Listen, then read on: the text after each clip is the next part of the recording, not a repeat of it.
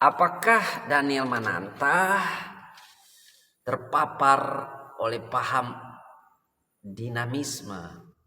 Satu paham yang mengatakan bahwa di dalam benda-benda mati, batu, kayu, patung, pahatan-pahatan manusia, ada rohnya atau ada makhluk-makhluk goibnya yang dianggap memiliki kuasa, baik disebut sebagai unclean spirit maupun spirit yang dianggap berkuasa.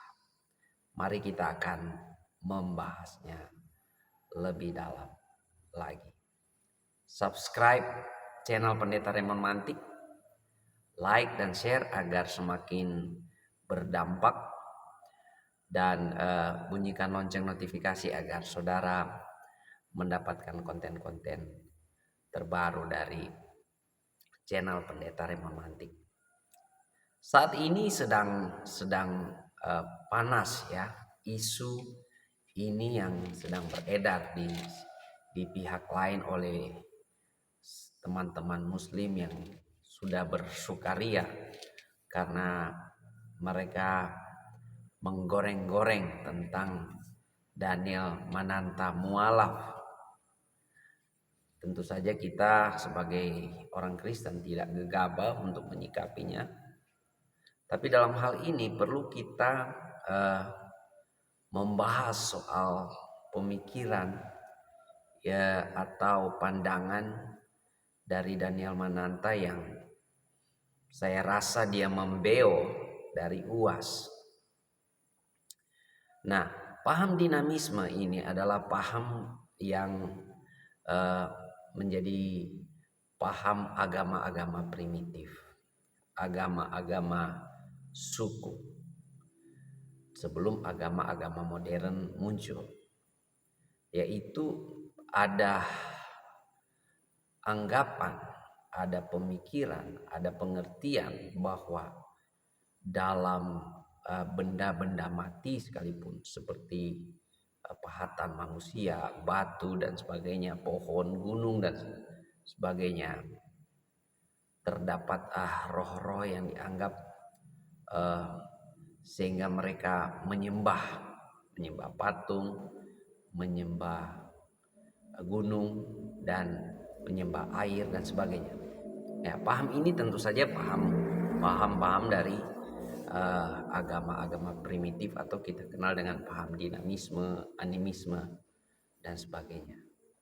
Nah, pada waktu Daniel Mananta mengatakan ya setuju dengan UAS bahwa di patung ada roh atau unclean spirit, ini saya rasa ini paham dinamisme ini telah meresap dalam pemikiran-pemikiran agama modern juga sebagian. Tapi apa kata Alkitab? Ya, Alkitab tidak punya paham seperti itu tentang roh-roh. Dan bahkan yang disinggung oleh Daniel Mananta dalam Yesaya 44 ayat 13 sampai 20 bahwa di sana Yesaya mengingatkan bangsa Israel. Kita harus mengingat konteks bahwa bangsa Israel dalam kitab Yesaya ada dalam pembuangan kepada bangsa Babel, ke dalam kerajaan Babel, dan di mana kerajaan Babel juga punya menyembah berhala. Kerajaan Babel mereka punya paham-paham seperti ini juga, dinamisme, animisme, dan mereka membuat patung-patung untuk disembah karena mereka punya pemahaman seperti itu. Bagian ini Yesaya sebenarnya sedang menekankan bahwa Tuhan tidak bisa disamakan dengan patung, karena tidak mungkin roh Tuhan ada di dalam patung, karena patung atau pahatan buatan manusia itu benda mati. Seperti itu Itu bukan juga berarti bahwa ada roh di dalam patung itu, baik roh Tuhan maupun roh jahat.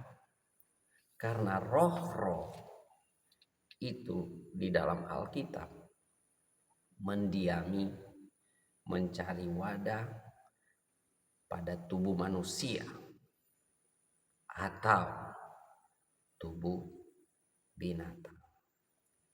Jadi di dalam Alkitab tidak punya pemahaman bahwa roh-roh itu bisa mendiami benda-benda mati. Justru yang paling berbahaya sebenarnya roh-roh itu mendiami manusia. Karena kalau roh di dalam patung, roh jahat sekalipun, roh apapun ada di benda mati tidak bisa buat apa-apa. Tapi kalau ada roh jahat menguasai manusia, maka itu yang sangat berbahaya.